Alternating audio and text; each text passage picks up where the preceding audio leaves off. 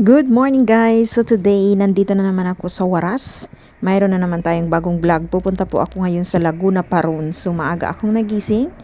Andito ako ngayon sa Waras, sa siyudad na matatagpuan sa northern part ng Peru. So today, ayan, nagbe-breakfast na ako guys.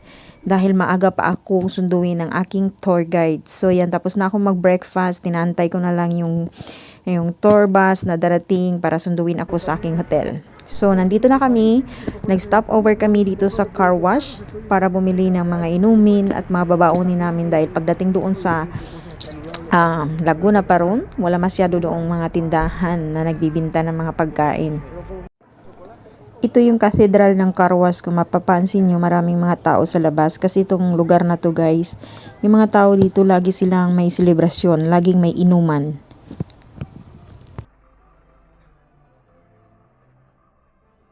Kung mapapansin nyo, maraming tao sa labas. Dahil nga, nung time na dumaan kami, mayroong kinakasal. So, napakaraming tao sa labas. So, on the way na kami. Paakyat na kami ng Laguna Parun. Ang Waras pala guys, sikat siya dahil ito ay kapital ng Ancash Region at dito mo matatagpuan ang mga napakagandang mga bundok.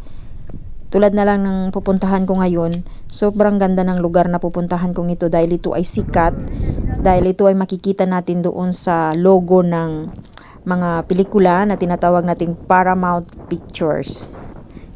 Papansin nyo guys, yung tuktok na yun ng bundok, yun yung logo na nakikita natin sa may Paramount Pictures. Ayan, napagod na talaga si Inday, kaya ang ginawa ko, nagpaiwan na lang ako dito sa baba. Hindi na ako sumama doon sa mga kagrupo ko, paakyat doon sa medyo mataas na part.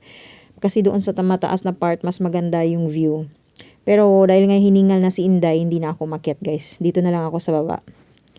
Ayan yung view guys, napakaganda diba? So yun lang guys, pabalik na kami ng Waras.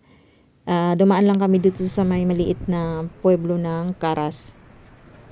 Thank you guys for watching.